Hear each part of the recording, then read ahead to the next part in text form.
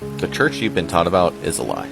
We're only commanded to go meet up with the brethren 3 times a year from the Hebraic perspective.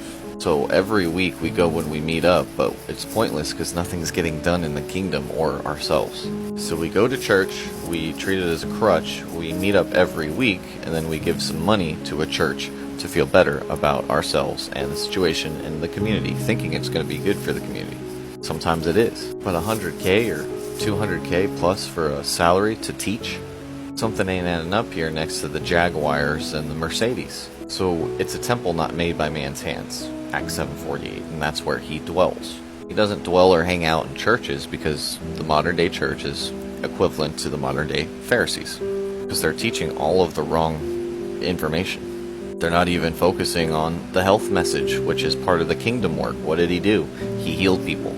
Ain't no healing going on in these churches, so I avoid the churches. Then I'm trying to get back to our real biblical Hebraic roots that teach us about the water and the spirit, the physical and the spiritual, to be born again according to John 3:5.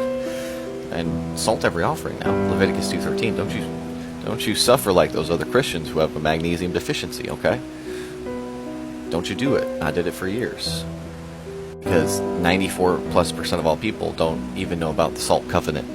You know, salt every offering. Leviticus 2:13 is the covenant of salt that will last forever. Numbers 18:19. Right? So the salt has lost its flavor in the churches too. Because 94+% of all people are magnesium or salt deficient. And they're spiritually deficient, because every time I try to have a discussion about how to heal people, right, physically and spiritually, the water and the spirit, I get shot down, right? Like the fat kid asking out the good-looking hot girl to the prom. So I just avoid the church, and I understand now that we are the church, and who I am is the church.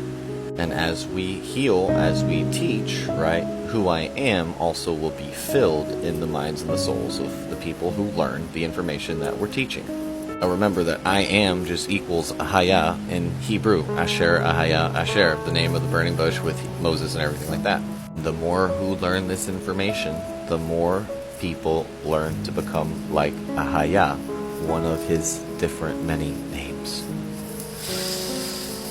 And to become at one, I and the Father are at